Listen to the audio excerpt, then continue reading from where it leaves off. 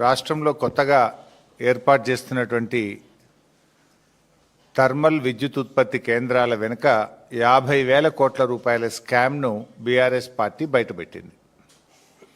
అయితే ఈ విషయం మీద గౌరవనీయులు బట్టి విక్రమార్క గారు, శ్రీధర్ బాబు గారు ప్రెస్ మీట్ పెట్టారు. చాలా విషయాలు మాట్లాడినారు. సరే, ఒక అడుగు ముందుకేసి తమ స్థాయిని దించుకునే విధంగా నన్ను పట్టుకొని అన్ఫిట్ ఫర్ పాలిటిక్స్ అనేటువంటి మాట బట్టి విక్రమార్క గారు నన్ను ఉద్దేశించి మాట్లాడారు. సరే, బట్టి విక్రమార్క గారు అన్నట్టు నేను అన్ఫిటే కావచ్చు. దేంట్లో అన్ఫిట్? నీలాగా ఫైనాన్స్ డిపార్ట్మెంట్లో ఆర్థిక మంత్రిగా పనిచేసినప్పుడు 20%, 30% కమిషన్లు తీసుకోవడం నాకు రాలేదు. దాంట్లో నేను అన్ఫిటే. మీరు బాగా ఫిట్ ఇలా, ఎందుకంటే మీ ఫిట్నెస్ బయటపడ్డది కదా. ఫైనాన్స్ డిపార్ట్మెంట్ చరిత్రలో ఏ రోజు కూడా కాంట్రాక్టర్లు వచ్చి సెక్రటరియట్లో ఆర్థిక శాఖ కార్యాలయం ముందు ధర్నా చేసిన చరిత్ర ఏ రోజన్నా ఉందా? ఈ రాష్ట్ర చరిత్రలో మన ఊరు మనబడి బిల్లులు ఇవ్వండి అని కాంట్రాక్టర్లు ఫైనాన్స్ డిపార్ట్మెంట్ ముందు ధర్నా చేశారా? చిన్న కాంట్రాక్టర్లు ఎప్పుడైనా ఫైనాన్స్ డిపార్ట్మెంట్ ముందు గత చరిత్రలో ఏనాడైనా ధర్నా చేశారా? సర్పంచులు, మాజీ సర్పంచులు, మాజీ ఎంపీటీసీలు 10ల సార్లు ధర్నాలు చేసి అరెస్ట్లైన చరిత్ర ఈ రాష్ట్రంలో ఎప్పుడైనా ఉందా? నోరు బారేసుకోవడం చాలా సులువు బట్టి గారు. Give respect and take respect. రాజకీయాల్లో ఫ్రస్ట్రేషన్లో నోరు జారితే మొదటికే మోసం వస్తుంది. సమాధానం ఉంటే చెప్పండి, లేదా మౌనంగా ఉండండి. నోరెందుకు బారేసుకుంటున్నారు? ఎవరు అన్ఫిట్? మా పాలనలో మా కేసీఆర్ గారు ప్రభుత్వం ఆనాడు కాంగ్రెస్ నుంచి బీఆర్ఎస్ అధికారంలోకి వచ్చినాడు. రాష్ట్రంలో పరిశ్రమలకు వారానికి 2 రోజులు పవర్ హాలిడే. హైదరాబాద్ నగరంతో సహా అన్ని పట్టణాల్లో విద్యుత్ కోతలు. గ్రామాల్లో అయితే పగటిపూట కరెంటే లేదు. రైతులకు 7 గంటలు 6 గంటల కరెంటు కూడా రాని దుస్థితిలో మీరు ఆనాటి కాంగ్రెస్ ప్రభుత్వం ఈ రాష్ట్రాన్ని నెడితే 24 గంటల నాణ్యమైన కరెంటును రైతుకు, పరిశ్రమలకు, గృహాలకు, పట్టణాలకు, పల్లెలకు ఇచ్చిన ప్రభుత్వం కేసీఆర్ ప్రభుత్వం. ఎవరు అన్ఫిట్? మీరా, మేమా? Who is unfit? ఇవాళ స్కామ్ మీద మేము చెప్పాం. దాని మీద సమాధానం చెప్పారా? ఏదో పీపీటీ పెట్టి 2 గంటల ఉపన్యాసం దంచి కొడుతుంది. విద్యుత్ లోడ్ ఇంత పెరుగుతుంది, రాబోయే రోజుల్లో పవర్ డిమాండ్ ఇంత అట్లా నువ్వు చెప్పేదండి. 3వ తరగతి పిల్లాడైనా చెప్తాడు. ప్రజలు పెరిగినా కొద్దీ, అవసరాలు పెరిగినా కొద్దీ, టెక్నాలజీ పెరిగినా కొద్దీ విద్యుత్ పెరుగుతూనే ఉంటుంది అవసరం. What is new in that? దానికి పెద్ద పీపీటీ ఎందుకు నువ్వు? ఇప్పుడు సింపుల్ క్యాబినెట్ మీటింగ్ తర్వాత స్వయంగా క్యాబినెట్ బ్రీఫింగ్లో మంత్రులే చెప్పారు, రాష్ట్రంలో రామగుండం, మక్తల్, పాల్వంచలో 3 థర్మల్ విద్యుత్ కేంద్రాలు నెలకొల్పుతాం. కావాలంటే వీడియో కూడా చూపిస్తాను, అక్కడ వీడియో కూడా ఉంది. క్యాబినెట్ బ్రీఫింగ్లో మీరే చెప్పారు. మొన్న మేము ప్రశ్నించగానే తత్త అంటారు. లేలే మక్తల్ కాదు మక్తల వేరే పెడతాము అని 2 రోజుల్లోనే మాట మార్చినటువంటి చరిత్ర మీది. అట్లా క్యాబినెట్లో మాట్లాడిన దానికి, క్యాబినెట్ బ్రీఫింగ్లో చెప్పిన దానికి భిన్నంగా 2 రోజుల్లో ఉప ముఖ్యమంత్రి గారు, మంత్రి గారు ఆ పీపీటీ ప్రజెంటేషన్ తర్వాత విలేకరులు అడిగిన ప్రశ్నకు మాట దాటవేసిండ్రు. లేదు మక్తల్ అట్లా కాదు అని మాట మార్చిండ్రు. ఇంకో మాట మంత్రి గారు నిన్న ఏమంటాడు, ఇంక ఏడబై మేము టెండర్లే విలువపోతుంది, ఖర్చే పెట్టకపోతుంది, పైసలు ఖర్చు కాకముందే అవినీతి అయిందంటారా అంటుండు. మరి మీరు ఆనాడు కాళేశ్వరం ప్రాజెక్టులో 84,000 కోట్లు కూడా ఖర్చు కాకముందే 1,00,000 కోట్ల అవినీతి జరిగిందని మీ రాహుల్ గాంధీ నుంచి మొదలుకుంటే మీ దాకా గల్లీకి పోయి చెప్పింది కదా. ఇవాళకి కూడా చెప్తున్నారు కదా, ఖర్చు అయిందే 84,000 కోట్లు దాటపోతే 1,00,000 కోట్ల అవినీతి జరిగిందని ఆనాడు అడ్డగోలుగా మాట్లాడినందుకు ముందు క్షమాపణ చెప్పండి. ఇవాళ మేమన్నది 50,000 కోట్ల అవినీతికి మీరు శ్రీకారం చుట్టారు. ఏ రూపాయి ఖర్చు లేకుండా, రూపాయి రాష్ట్ర ప్రభుత్వ పెట్టుబడి లేకుండా, అప్పులు లేకుండా, అప్పుల మీద వడ్డీలు లేకుండా మీరు ప్రతిపాదించిన రామగుండం థర్మల్ పవర్ స్టేషన్ కంటే కూడా తక్కువ ధరకే ఎన్టీపీసీ కరెంట్ ఇస్తుండగా ఈ అప్పులెందుకు, ఈ పెట్టుబడి ఎందుకు, ఈ ధర ఎక్కువ పెట్టి కరెంటు కొనుడెందుకు అని మేము సూటిగా ప్రశ్న వేశాం. దానికి సమాధానం ఇచ్చారా మీరు? You have no answer. మేము అడిగిన ప్రశ్నకి ఇవాళ సూటిగా మీరు సమాధానం చెప్పలేదు. నేను మళ్ళీ ఒక్కసారి రాష్ట్ర ప్రజలకు చెప్పే ప్రయత్నం చేస్తున్నాను, ఎందుకంటే ఈ భారం రాష్ట్ర ప్రజల మీద పడుతుంది. మీరు చేసే తప్పులు వచ్చే 25 ఏళ్ల పాటు ఈ రాష్ట్ర ప్రజలు మోయవలసి వస్తుంది. నువ్వు ఇవాళ ఉంటావు, రేపు పోతావు. నువ్వు పర్మనెంట్ కాదు. రాష్ట్రం పర్మనెంటు, ఈ రాష్ట్ర ప్రజలు పర్మనెంటు. నువ్వు చేసే అప్పు, నువ్వు చేసే తప్పుల భారం ఈ రాష్ట్ర ప్రజలు మోయవలసి వస్తుంది. నేను చెప్తున్నది డాక్యుమెంటల్ ఎవిడెన్స్తో చెప్తా ఉన్నా. మీరు ఆల్ పార్టీ మీటింగ్ పిలవండి, నేను వచ్చి ప్రూవ్ చేస్తా. చర్చకు రండి, లేదా మీరు పిలిస్తే నేను వస్తా. ఆధారాలతో సహా నేను రుజువు చేయడానికి సిద్ధం. నేను సొల్లు మాట్లాడతలేను, సూటిగా మాట్లాడుతున్నా. మీలాగా అన్ఫిట్ ఫర్ పాలిటిక్స్ అని వేక్ కామెంట్స్ అసలే చేయను. ఎందుకు ఈ మాట అంటున్నంటే, ఇలా రాష్ట్ర విభజన చట్టంలో భాగంగా ఆనాడు పార్లమెంటు, కేంద్ర ప్రభుత్వము తెలంగాణకు 4000 మెగావాట్ల డెడికేటెడ్ పవర్ ప్లాంట్ కట్టి ఇవ్వాలని చట్టం చేసింది. దాని ప్రకారం ఎన్టీపీసీ 4000 మెగావాట్లతో ప్లాంట్ నిర్మించింది. ఆనాడు బీఆర్ఎస్ ప్రభుత్వం ఉన్నప్పుడు 1600 మెగావాట్ల ఉత్పత్తి వస్తే బీఆర్ఎస్ అగ్రిమెంట్ చేసుకున్నది, 1600 తీసుకున్నది. కాంగ్రెస్ ప్రభుత్వం వచ్చిన తర్వాత ఎన్టీపీసీ మరో 2400 మెగావాట్ల విద్యుత్ ఉత్పత్తి తయారవుతుంది, దయచేసి మీరు పీపీఏ తీసుకోండి, ఈ కరెంటు తీసుకోండి అని ఎన్టీపీసీ మీకు ఉత్తరం రాసింది నిజమా కాదా చెప్పు. ఒక్కసారి కాదు 3 సార్లు ఎన్టీపీసీ ఉత్తరం రాసింది నిజమా అబద్ధమా సమాధానం చెప్పండి. ఎన్టీపీసీ సీఎండీ నేరుగా హైదరాబాద్కు వచ్చి ముఖ్యమంత్రి గారిని, భట్టి గారిని కలిసింది నిజమా అబద్ధమా చెప్పండి. ఆయన వచ్చి ఇది మీకోసమే ప్లాంట్ కట్టాము, ఈ 2400 మెగావాట్ల కరెంటు తయారవుతుంది, మీరు అగ్రిమెంట్ చేసుకోండి, ఈ కరెంటు తీసుకోండి అన్నాడు కదా. అంటే మీరేం చేసిండ్రు? 2400లో 800 చాలు, ఈ 1600 మెగావాట్లు మాకు అవసరం లేదు అన్నారు. అనడమే కాదు, రాష్ట్ర ముఖ్యమంత్రి రేవంత్ రెడ్డి అసెంబ్లీలో మాట్లాడుతూ బయట 5 రూపాయలకు 4 రూపాయలకే దొరుకుతుంది, మేమంతా గ్రీన్ ఎనర్జీ చేస్తాము, థర్మల్ పవర్ తగ్గిస్తాము అని ఆ రోజు చెప్పారు. ఇవి నేనేం ఉత్తగా చెప్తలేను.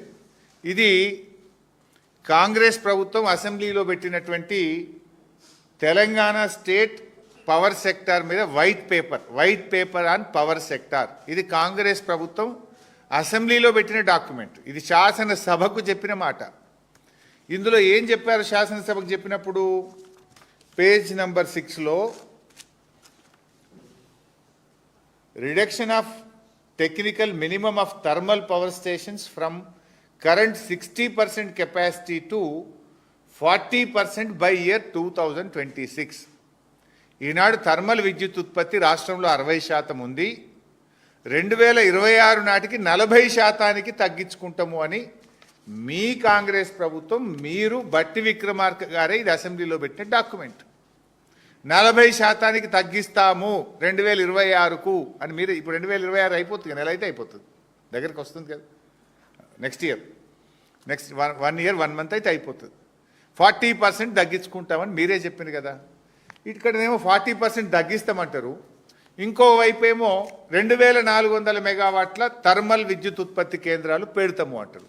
ఏది కరెక్టా? అసెంబ్లీలో చెప్పింది కరెక్టా? ఇవాళ మీరు ప్రెస్ మీట్లో చెప్పేది కరెక్టా? లేలే కావాల్సిందే, లోడ్ పెరుగుతుంది, మేము థర్మల్ పెడతాము అంటారు. అసెంబ్లీలో ఏం చెప్పిండ్రు? ఉన్నదాన్ని తక్కువ చేస్తాము, 60 నుంచి 40% థర్మల్ విద్యుత్ ఉత్పత్తిని తగ్గిస్తాము అని అసెంబ్లీలో వ్రాతపూర్వకంగా ఇది మా ఎమ్మెల్యేలకు ఇచ్చిన డాక్యుమెంట్. ఇది ఈరోజు కూడా అసెంబ్లీ రికార్డులో ఉంది. ఇది ఒకవైపు తగ్గిస్తామంటారు, కమిషన్ల కోసం ఇంకొక వైపు ప్లాంట్లు పెడతామంటారు. సో మరోవైపు ఏం చేసిండ్రు? గ్రీన్ ఎనర్జీ పవర్ పాలసీ అని ఇది కూడా డాక్యుమెంటు కాంగ్రెస్ ప్రభుత్వమే విడుదల చేసింది. బట్టి విక్రమార్క గారు, రేవంత్ రెడ్డి గారు ఇద్దరు సంతకాలు పెట్టి 2030 కల్లా 20,000 మెగావాట్ల గ్రీన్ ఎనర్జీని మేము డెవలప్ చేస్తాము అన్నారు. మరి ఇప్పుడు గ్రీన్ ఇడిచిపెట్టి మళ్ళా థర్మల్ ఎంబడి ఎందుకు పడ్డారు? మరి దీనికి సమాధానం లేదు. ఇక్కడ అసలు విషయం పాయింట్, నేను స్ట్రైట్గా పాయింట్కి వస్తా ఉన్నాను. అయితే ఎన్టీపీసీ 2,400 తీసుకోమంటే వీళ్ళు 800 మాత్రమే తీసుకున్నారు. ఆ 800కు state ERC, electricity regulatory commission ఏదైతే ధర నిర్ణయిస్తుందో మనకు, ఈఆర్సీ డాక్యుమెంట్, ఇది నా డాక్యుమెంట్ కాదు, ఈఆర్సీ సంతకం ఉంది దీని మీద. 800 తీసుకుంటే దానికి ఎంత ధర నిర్ణయించిందంటే ₹4.12. అంటే ఎన్టీపీసీ దగ్గర 800 మెగావాట్లు తీసుకుంటే ₹4.12 కాడికి 800 మెగావాట్లకు ఈఆర్సీ ఆర్డర్ పాస్ చేసింది. ₹4.12 వస్తుంది కదా ఇక్కడ ఎన్టీపీసీ. వాడు 2,400 ఇస్తా అంటే నువ్వు 800 తీసుకుంటా అన్నావు పాపం, ఇంకా 1,600 వద్దన్నావు. ఇప్పుడేమంటున్నావు? పవర్ ప్లాంట్ పెడతా అంటున్నావు. ఇప్పుడు పెట్టే పవర్ ప్లాంట్లలో రామగుండం 800, పాల్వంచ 800, మక్తల్ 800 అని చెప్పినావు. రామగుండం 800కు జెన్కో డిపిఆర్ తయారు చేసింది. జెన్కో డిపిఆర్లో 10,800 కోట్లు ఖర్చు అవుతుందని డిపిఆర్ను ప్రభుత్వానికి సమర్పించింది. నిజమా అబద్ధమా? సూటిగా సమాధానం చెప్పు. 10,800 కోట్లతో జెన్కో డిపిఆర్ ఇచ్చింది, నిజమా కాదా? 800 మెగావాట్లకు 10,800 కోట్లు అంటే 1 మెగావాట్కు 13,62,00,000 రూపాయలు ఖర్చు అవుతుంది. ఇది స్టార్టింగ్, అయిపోయే వరకు అది 16-17 కోట్లు అవుతుంది. 13,62,00,000 రూపాయలు 1 మెగావాట్కు ఖర్చు అవుతుంది. 1 యూనిట్ విద్యుత్ ఉత్పత్తి చేయడానికి ₹7.70 అవుతుందని చెప్పి లెక్క తేల్చింది జెన్కో. ₹7.70 per unit. మరి 10,880 కోట్లు కాస్త ఏమవుతుంది? పూర్తయ్యే వరకు 15,000 కోట్లు అవుతుంది. ఈ 15,000 కోట్లలో 25% జెన్కో రాష్ట్ర ప్రభుత్వం డబ్బులు పెట్టాలి, 75% అప్పులు తేవాలి. 15,000 కోట్లు ఒక రామగుండంకు, ఇంకో 15,000 పాల్వంచకు, ఇంకో 15,000 మక్తల్కు, 45,000 అవుతుందా?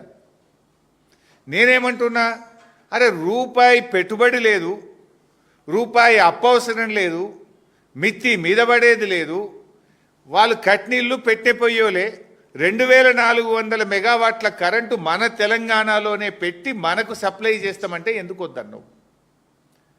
అయినా వాళ్ళు చెప్పిన ధర ఎంత? ₹4.12. నువ్వు మీ రాష్ట్ర ప్రభుత్వము జెన్కో రామగుండంలో భూమి ఉన్నది, అన్నీ ఉన్నాక కూడా ఎంతకు తయారైద్ది అన్నాడు ఒక యూనిటు? ₹7.70. అంటే దాదాపు ₹3 ఎక్కువ ఒక యూనిట్కు, ఇంకా ₹3.40 ఎక్కువ.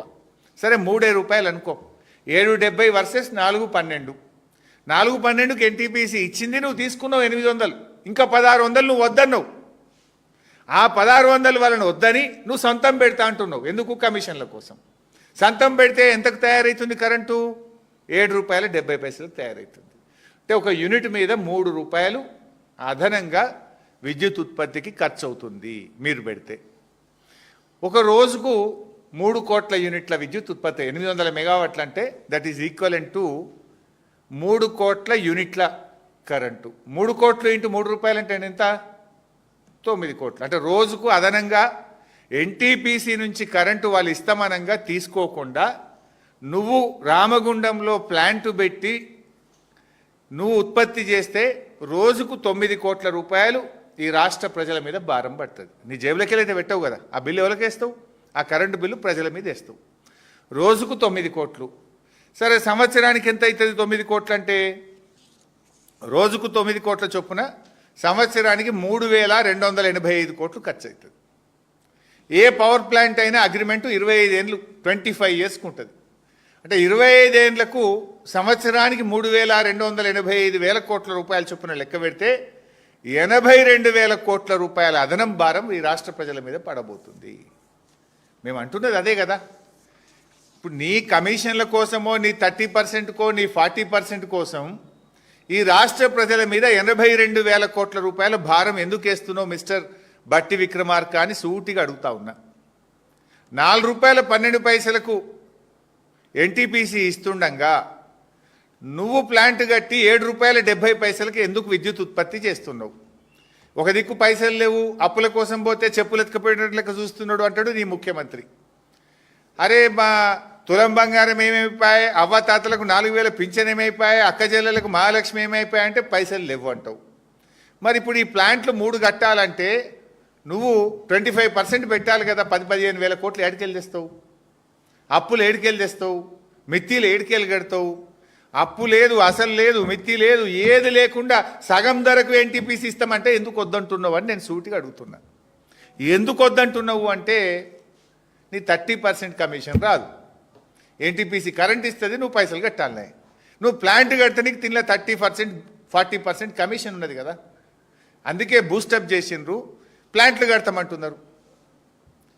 ఇప్పుడు ఎన్టీపీసీది ఇంకా తొందరగా వస్తుంది కరెంటు. నువ్వు ఇప్పుడు ఆలు లేదు, సూలు లేదు, నువ్వు కట్టాలంటే 5 ఏళ్ళు 6 ఏళ్ళు అవుతుంది. ఎన్టీపీసీ తయారున్నది, ఏడాది లోపల ఇస్తా అంటుండు. తయారున్న కరెంటు, తక్కువ ధరకు వచ్చే కరెంటు, పెట్టుబడి లేకుండా వచ్చే కరెంటు వద్దంటావు. 5 ఏళ్ల తర్వాత వచ్చే కరెంటు, ఎక్కువ ధరకు వచ్చే కరెంటు, పెట్టుబడి పెట్టే కరెంటు ముద్దంటావు. ఇది ఎక్కడి పద్ధతి? ఎవరి కోసము? నువ్వు చేసే తప్పుల వల్ల ఈ రాష్ట్ర ప్రజల మీద 82,000 కోట్ల రూపాయల భారం పడుతుంది. ఈ 82,000 కోట్ల భారం ఎందుకు ఈ రాష్ట్ర ప్రజలు విద్యుత్ బిల్లుల రూపంలో చెల్లించాలి? రేపు కరెంటు బిల్లులు పెరుగుతాయి కదా. ఈ బిల్లులన్నీ ప్రజలు కదా కట్టాల్సింది. ఆ ప్రజలకు నష్టం జరుగుతుంటే ఆ ప్రజలకు రేపు బిల్లులు పెరుగుతాయని చెప్పి ఈ స్కామ్ను బీఆర్ఎస్ పార్టీ బయటపెట్టింది. ప్రజల పక్షాన బీఆర్ఎస్ పార్టీ రేపు ప్రజల మీద భారం పడొద్దని ప్రశ్నిస్తూ ఉంది. ఇకపోతే ప్లాంట్లు, అరే మీరు బొగ్గు లేని చోట ప్లాంట్లు పెట్టినరు అని మా మీద ఆరోపణలు చేస్తున్నారు. సరే, మేము ఎందుకు పెట్టినామో తప్పకుండా నేను సమాధానం చెప్తా. ఇవాళ అసలు ఈ ప్లాంట్లు బొగ్గు లేని చోట పెట్టిందే కాంగ్రెస్ పార్టీ కదా. ఏ బొగ్గున్నదని విజయవాడ థర్మల్ పవర్ స్టేషన్ కట్టింది కాంగ్రెస్ పార్టీ. ఏ బొగ్గున్నదని రాయలసీమ థర్మల్ పవర్ స్టేషన్ కట్టింది కాంగ్రెస్ పార్టీ. ఏ బొగ్గున్నదని కృష్ణపట్నంలో థర్మల్ పవర్ స్టేషన్ కట్టింది కాంగ్రెస్ పార్టీ. ఇలా RTPP Rayalaseema thermal power station 1,200 కిలోమీటర్లు ఉంటుంది. మరి ఆడ ఏ బొగ్గున్నదని కట్టిండ్రు అన్నాడు కాంగ్రెస్ పార్టీ. విజయవాడలో ఏముందని కట్టిండ్రు, కృష్ణపట్నంలో బొగ్గు ఉందని కట్టిండ్రా? మీరు మాట్లాడేటప్పుడు మీ గత చరిత్ర చూసుకొని మాట్లాడండి. ఇవాళ ప్రపంచవ్యాప్తంగా కూడా ఒక బ్యాలెన్స్ ఉండాలి. రేపు ప్రకృతి వైపరీత్యాలు వచ్చినా, భూకంపాలు వచ్చినా, అన్ని థర్మల్ స్టేషన్స్ ఒక దగ్గర ఉన్నాయనుకో, ఏదైనా తేడా వస్తే రాష్ట్రం మొత్తం అంధకారం కాదా? ఒక బ్యాలెన్స్ ఉండాలి అని ఆలోచించింది. ముఖ్యంగా fly ash is a big issue. Fly ash consumption లేకపోతే అది పెద్ద ఎన్విరాన్మెంటల్ ఇష్యూగా మారుతుంది. ఫ్లై యాష్ని ఎవరు వాడతారు? సిమెంట్ ఫ్యాక్టరీలు వాడతాయి. దామర్చెర్ల దగ్గర దాదాపు 30 సిమెంట్ ఫ్యాక్టరీలు ఉన్నాయి. ఆ సిమెంట్ ఫ్యాక్టరీలో 100% ఈ ఫ్లై యాష్ను మేము వాడుకుంటాము అని అండర్టేకింగ్ ఇచ్చి ప్రభుత్వంతో అగ్రిమెంట్ చేసుకున్నారు. ఆ రోజు అక్కడ ఫ్లై యాష్ వినియోగం జరుగుతుంది. సిమెంట్ ఫ్యాక్టరీలు ఉన్నాయి, 1,200 ఎకరాల ప్రభుత్వ భూమి ఉన్నది, కావలసిన కృష్ణా నది జలాలు ఉన్నాయి. అవసరమైతే పోర్టు నుంచి, అప్పటికి కోల్ లింకేజ్ లేదు, పోర్టు దగ్గర ఉంటుంది, పోర్టు నుంచి మనం ఇంపోర్టెడ్ కోల్ తెచ్చుకోవడానికి అనువుగా ఉంటుంది, బ్యాలెన్స్ ఉంటుంది. ప్రకృతి వైపరీత్యాలు, భూకంపాలు వచ్చినప్పుడు కూడా విద్యుత్తు ఉత్పత్తి జరుగుతుంది, ఇబ్బంది రాకుండా చేసుకోవచ్చు. అన్నీ ఆలోచించి ఆనాడు బీఆర్ఎస్ ప్రభుత్వం యాదాద్రి థర్మల్ పవర్ ప్లాంట్ను కట్టింది. ఆనాడు ఇదే కోమటిరెడ్డి గారు ఏమన్నారు, మేము రాగానే యాదాద్రిని మూసేస్తాం, వద్దు యాదాద్రి మాకు తాళం వేస్తా అన్నాడు. మరి నిన్న క్యాబినెట్లోనేమో తాళాలు కొడుతుండ్రు. మళ్ళీ ఇప్పుడు ఎందుకు పెడుతున్నావు? మరి 2,400 థర్మల్ మెగావాట్ పవర్ ప్లాంట్ ఎందుకు ఒప్పుకున్నావు వెంకటరెడ్డి గారు? మరి నువ్వు ఇది అంత కాలుష్యం మా మెడ మీద వేస్తారా అన్నారు. మరి ఇప్పుడు మళ్ళీ ఎందుకు కడుతున్నావు? మరి కాలుష్యం ఉంటే ఆనాడు అపోజిషన్లో ఉన్నాం కనుక ఏదన్నా మాట్లాడచ్చు, గవర్నమెంట్ల కోసం రాగానే పెదవులు మూతపడతాయి. అంటే ఇలా కాంగ్రెస్ వాళ్ళ అడ్డగోలు వ్యవహారాలు ప్రజలకు అర్థమవుతూ ఉన్నాయి. వీళ్ళ తప్పుడు కూతలు, తప్పుడు విధానాలు, ప్రతిపక్షంలో ఒక మాట, అధికారంలో ఒక మాట, వీళ్ళ విధానాలన్నీ కూడా ఈరోజు ప్రజలు అర్థం చేసుకుంటా ఉన్నారు. మరి ఆనాడు యాదాద్రి మేము రాగానే మూసేస్తాం, తాళం వేస్తాం, కట్టనీయం అన్నోళ్ళు ఇప్పుడు పోయి రిబ్బన్లు కత్తిరిస్తారు, పోటీ పడి కొబ్బరికాయలు కొడుతుండ్రు. వెంకటరెడ్డి గారు ఉరుకురికి కొబ్బరికాయలు కొడుతుండ్రు. మరి ఆనాడు ఏమన్నావు? మరి కొబ్బరికాయలు కొట్టేటప్పుడైనా యాదికి వస్తలేదు. నేను ఆనాడు తాళం వేస్తా అన్నా, దీన్ని మూసేస్తా అన్నా, ఎట్లా కొబ్బరికాయ కొట్టాలి, జ్వరం వచ్చిందని ఇంట్లోనే వాడుకోవచ్చు కదా సపరేట్గా. అంటే గంత నిస్సిగ్గుగా వ్యవహరిస్తూ ఉంది కాంగ్రెస్ పార్టీ.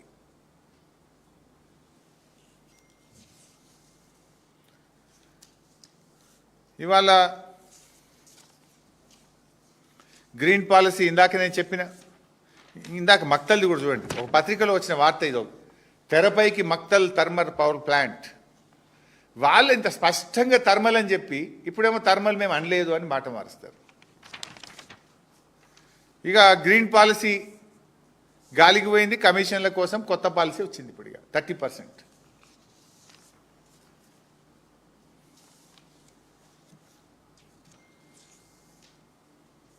ఇంకోటి విద్యుత్ శాఖలో ఈరోజు చాలా బాధ కలిగే అంశం ఏంటంటే మొత్తం ఆంధ్ర అధికారులతో నింపేస్తున్నారు.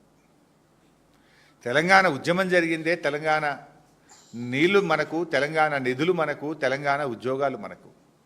కేసీఆర్ గారు కష్టపడి 95% లోకల్ రిజర్వేషన్ ఉద్యోగాల్లో సాధించింది కేసీఆర్ గారు. కానీ ఇలా కాంగ్రెస్ ప్రభుత్వం వచ్చినాక అత్యంత కీలకమైనటువంటి పోస్టులో ఈ విద్యుత్ విభాగంలో మొత్తం ఆంధ్ర అధికారులను నింపుతూ ఉన్నారు. మేము మచ్చుకు కొన్ని మీ ద్వారా ప్రజల ముందు పెట్టాలనుకుంటున్నాం. ఓన్లీ విద్యుత్ శాఖని, ఇంకా చాలా శాఖలలో చాలా ఉన్నారు. అసలు ఈ ప్రభుత్వం తెలంగాణ ప్రభుత్వం నడుపుతుందా, వెనక నుండి ఆంధ్ర ప్రభుత్వం నడుపుతుందా అని అనుమానాలు కలుగుతూ ఉన్నాయి వీళ్ళ అపాయింట్మెంట్లు చూస్తూ ఉంటే. వరుసబెట్టి ఆంధ్ర ప్రాంతానికి చెందిన వారిని అత్యంత కీలకమైన విభాగాల్లో ఇవాళ విద్యుత్ శాఖలో అపాయింట్ చేసినారు. ఇవాళ జెన్కో డైరెక్టర్, ఎంతోమంది అనుభవం ఉన్న వాళ్ళు తెలంగాణ బిడ్డలు ఉన్నారు. జెన్కోలో ఈ అంటే హైడల్ అండ్ థర్మల్ ప్రాజెక్టుల నిర్మాణము, నిర్వహణ ఎవరికి ఇస్తారు? జనరల్గా తెలంగాణ బిడ్డలు ఎవరన్నా జెన్కోలో పనిచేసే వాళ్ళకు, అంటే ప్రాజెక్టులు కట్టేటప్పుడు కానీ ప్రాజెక్టుల నిర్వహణలో ఉన్నటువంటి అనుభవజ్ఞులైన ఇంజనీర్లను తీసుకోవాలి. వీళ్ళు ఎవరిని తీసుకున్నారు? రాజశేఖర్ రెడ్డి గారని సింగరేణిలో పనిచేసిండు. ఆయన ఎన్నడూ జెన్కోలో పనిచేయలే, కరెంటుకు సంబంధం లేదు.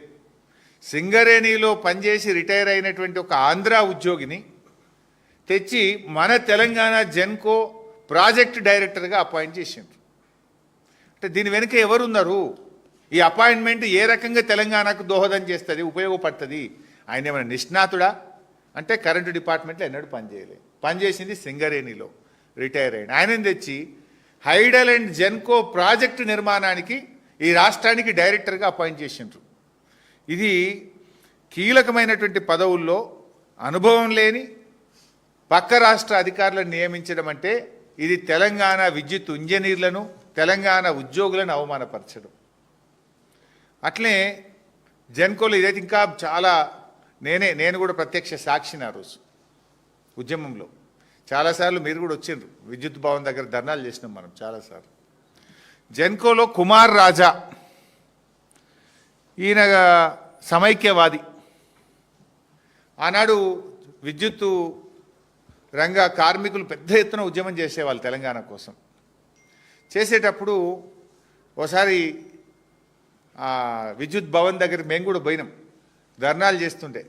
అప్పుడు ఈయన కుమార్ రాజా ఆనాడు మన ఉద్యోగులను అవమానపరిచేవాడు. ఆనాడు మన ఉద్యోగులను హెకిల్ చేసినాడు. ఏం తెలంగాణ వస్తుందా, నువ్వేం తెలంగాణ అని హెకిల్ చేస్తూ అవమానపరిస్తే గాయపడ్డ తెలంగాణ విద్యుత్ ఉద్యోగుల హృదయం గాయపడి ఆ రోజు ఈయనను తరిమి తరిమి కొట్టింది.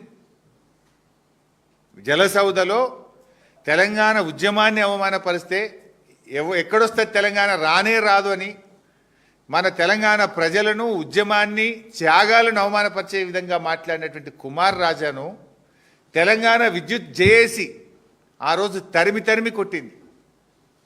ఆనాడు తెలంగాణ ఉద్యమకారుల చేతుల్లో తరమబడినటువంటి కుమార్ రాజాను తెచ్చి ఇవాళ విద్యుత్ ఉద్యోగుల మీద డైరెక్టర్గా పెట్టారు జెన్కోలో. ఇది ఉద్యమకారులను అవమానపరచడం కాదా? విద్యుత్ ఉద్యోగులను అవమానపరచడం కాదా?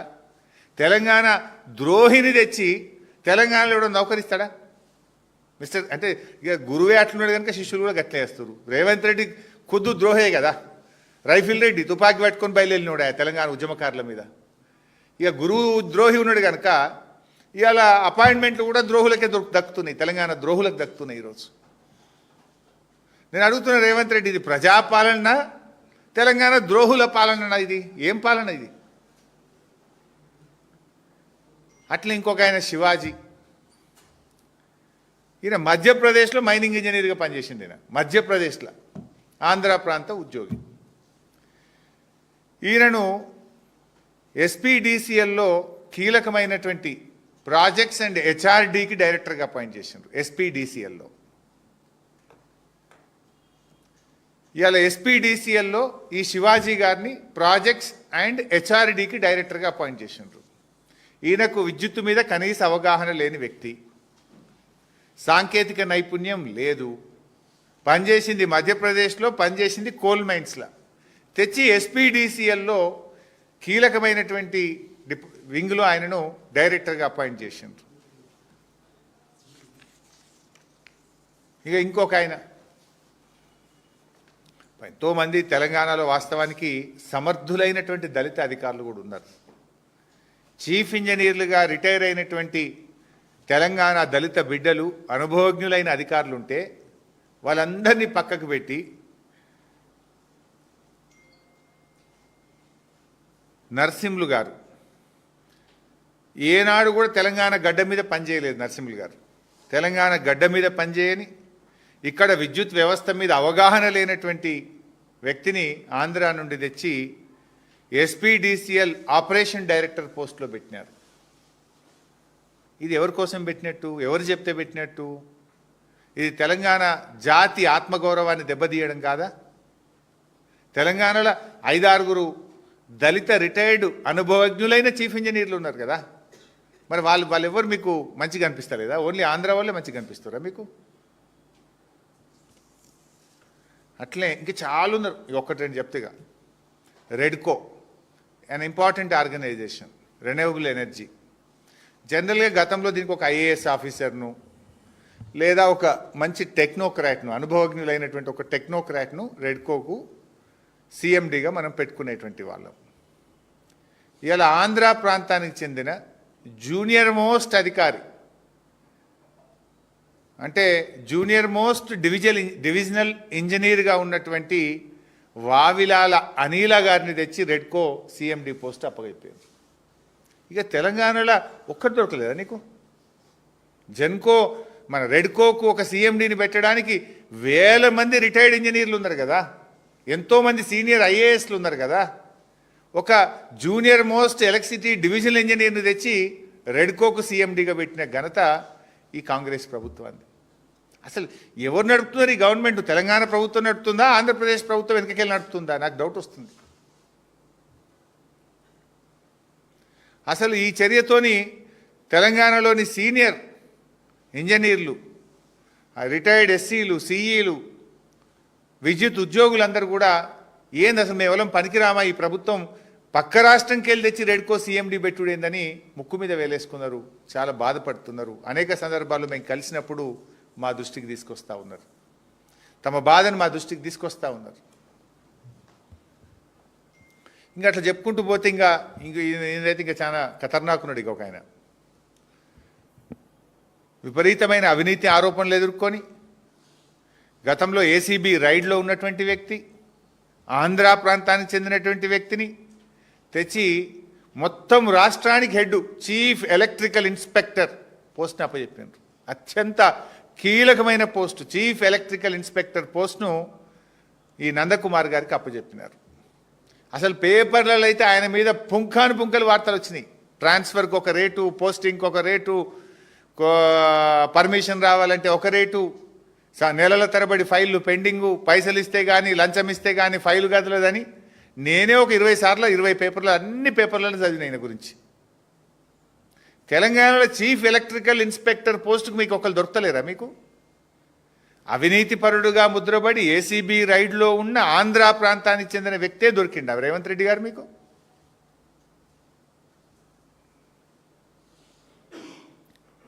ఇక్కడ ఏమైంది? ఈ ప్రభుత్వం వచ్చినాక green energy open access policy కింద అప్లికేషన్స్ తీసుకున్నారు రేవంత్ రెడ్డి గారు ప్రభుత్వం. ఒక్కొక్క అప్లికేషన్ ఫీజు 25,000 రూపాయలు కట్టి అప్లికేషన్ పెట్టుకోమన్నారు. దాదాపు ఒక 600 కోట్లు వచ్చినాయి రాష్ట్ర ప్రభుత్వానికి. అప్లికేషన్ల మీదనే 600 కోట్లు వచ్చినాయి. ఏది ఇండస్ట్రియలిస్టులు గ్రీన్ ఓపెన్ యాక్సెస్ పాలసీ, ఎక్కడి నుంచైనా మీరు గ్రీన్ ఎనర్జీని తెచ్చుకొని వాడుకోవచ్చు. మరి దరఖాస్తులు అయితే తీసుకున్నది 600 కోట్ల రూపాయల డబ్బులు తీసుకున్నది ఈ ప్రభుత్వం. అయితే ఈ చీఫ్ ఎలక్ట్రికల్ ఇన్స్పెక్టర్ కార్యాలయం మెగావాట్కి 20 లక్షలు లంచం అడిగిరట. మళ్ళీ కొన్ని రోజులైనాక లేలే ఇది మాదే అడిగినాము, పెద్దలకు కూడా ఇచ్చేది ఉంటుంది, ఇంకొక 10 లక్షలు 30 అన్నారట. పైకి ఇచ్చేది ఉన్నది పెద్దలకు అన్నారట. మరి ఆ పెద్దలు ఎవరో తెలియదు. 30 లక్షలు అన్నారట. ఇవాళ 2800 మెగావాట్లకు అప్లికేషన్లు వచ్చి 6 నెలలు అయింది. లెక్క కుదుర్తలేదు, బేరం సెట్ అయితలేదు. ఇప్పటికి 1 మెగావాట్కు కూడా పర్మిషన్ ఇవ్వలేదు. 1 మెగావాట్కు ఈరోజు పర్మిషన్ ఇవ్వలేదు. మరొకవేళ మీరు క్యాప్టివ్ విధానం లేకపోతే అప్లికేషన్లు ఎందుకు తీసుకున్నారు? ఎందుకు 25,000 రూపాయల ఫీజుతో దరఖాస్తులు స్వీకరించింది? విధానం ఉన్నదన్నది మీరే, దరఖాస్తులు తీసుకున్నది మీరే. 6 నెలల నుంచి పెండింగ్లో పెట్టినరు. వాళ్ళు ఇలా ఆఫీసుల చుట్టూ తిరుగుతూ ఉన్నారు. బయట మాకు అక్కడక్కడ వినబడుతున్నాయి, చెప్తున్నారు. ప్రైవేట్ మీటింగ్స్లో మొదలు 10 అన్నారు, ఓకే అన్నాం సార్. 20 అన్నారు, ఓకే అన్నాం సార్. లేలే ఇంకా పెద్దోళ్ళది కవర్ కాలే, ఇంకా 10 కలుపురు 30 అన్నారు. ఎటు తేలుస్తలేరు, మాకంత ఆగమైపోతుంది. ఇది ఏం పద్ధతి, ఇది మీరన్నా మాట్లాడుండ్రు అని వాళ్ళే మాకు చెప్తున్నారు. ఇలా తెలంగాణ విద్యుత్ వ్యవస్థ అస్తవ్యస్తమవుతూ ఉంది. అవగాహన లేమితో, ఆంధ్ర అధికారులతో, దోపిడితో, కరప్షన్తో ఇలా ఆగమాగం చేస్తున్నారు. సో ఇప్పటికైనా ఈ ఆంధ్ర విద్యుత్ అధికారులందరినీ తొలగించండి, తెలంగాణ బిడ్డలకు అవకాశం ఇవ్వాలని బీఆర్ఎస్ పార్టీ పక్షాన్ని డిమాండ్ చేస్తూ ఉన్నాం.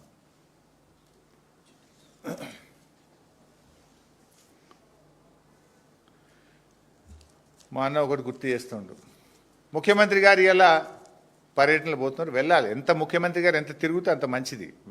We are not against to that. కానీ ఇలా ఎన్నికల కోడ్ను ఉల్లంఘిస్తూ ఉన్నారు. రాష్ట్ర ఎన్నికల సంఘం నిద్రపోతూ ఉందా? రాష్ట్ర ఎన్నికల సంఘం నియమ నిబంధనలు చూసే బాధ్యత లేదా అని నేను అడుగుతా ఉన్నా. ముఖ్యమంత్రి గారు ఇలా ఏం శంకుస్థాపన చేస్తుండ్రు? ఒక ఇరిగేషన్ ప్రాజెక్టుకు కొడంగల్ నారాయణపేట లిఫ్ట్కు శంకుస్థాపన చేస్తున్నారు. ఆ నీళ్ళు ఎక్కడ పారుతాయి? గ్రామాల్లో కదా పారేది. నేను మున్సిపాలిటీల కొబ్బరికాయ కొడుతున్న కోడ్ వర్తించదంటే ఏదైనా ప్రత్యక్షంగా పరోక్షంగా ప్రజలను ప్రభావితం చేసేది ఎన్నికల కోడ్లోకి వస్తుంది. ఆ మీటింగ్కి వచ్చిన మహిళా సంఘాలను ఐకేపీ వాళ్ళే ఆర్గనైజ్ చేసిండ్రు. మహిళా సంఘాలకు బస్సులు పెట్టి తోలుకొచ్చింది ఎవరు? గ్రామాల నుంచి తోలుకొచ్చిండ్రు. మహిళా సంఘాలను అధికారులు తోలుకొస్తున్నారు. ఇవాళ మీరు శంకుస్థాపన చేస్తున్న రోడ్లు కావచ్చు, ఇరిగేషన్ ప్రాజెక్టు కావచ్చు, ఇవన్నీ కూడా గ్రామాల గుండా వెళ్ళేటువంటివే, గ్రామాల ప్రజలను ప్రభావితం చేసేటివే. 2 ఏళ్ల నుంచి ఏం చేసినావు? తిరగకుండా. ఇప్పుడు ఓట్లప్పుడే సర్పంచ్ ఓట్లను ప్రభావితం చేసే విధంగానే ఎందుకు తిరగాల్సి వస్తుంది? మరి రాష్ట్ర ఎన్నికల సంఘం దీన్ని పరిశీలించడం లేదా? తక్షణమే రాష్ట్ర ఎన్నికల సంఘం రివ్యూ చేయాలి, పోలీసుకు డైరెక్షన్ ఇచ్చి కేసు నమోదు చేయాలి, తగిన చర్యలు తీసుకోవాలి. భవిష్యత్తులో జరిగే పర్యటనల మీద కూడా రివ్యూ చేసి ఎన్నికల సంఘం అనుమతి తీసుకున్న తర్వాతనే వెళ్ళాలి. ఎన్నికల సంఘం దృష్టికి కూడా మేము మొన్న తీసుకుపోయినాం. మా దగ్గర సిద్దిపేట జిల్లాలో కూడా తీసుకుపోతే లేలే మాకు ఎన్నికల సంఘం ఆర్డర్ ఉన్నది, గ్రామాలకు సంబంధించింది, గ్రామాలను ప్రభావితం చేసేది చేయకూడదు అన్నారు. మరి వాళ్ళు చేస్తున్నది ఏంది? ఒక రోడ్డు మున్సిపాలిటీ నుంచి ఊళ్ళకి పోతుంటే అది గ్రామంకి పోయేది కాదా? నీళ్లు గ్రామానికి పోయేది కాదా? అంటే ఇలా పూర్తిగా ఎన్నికల నిబంధనలు తుంగలో దొక్కుతూ ఇలా ముఖ్యమంత్రి గారి పర్యటన జరుగుతూ ఉంది. రాష్ట్ర ఎన్నికల సంఘం చట్టపరంగా న్యాయపరంగా యాక్ట్ చేయాలని, నియమ నిబంధనలు పాటించాలని బీఆర్ఎస్ పార్టీ పక్షాన్ని డిమాండ్ చేస్తుంది.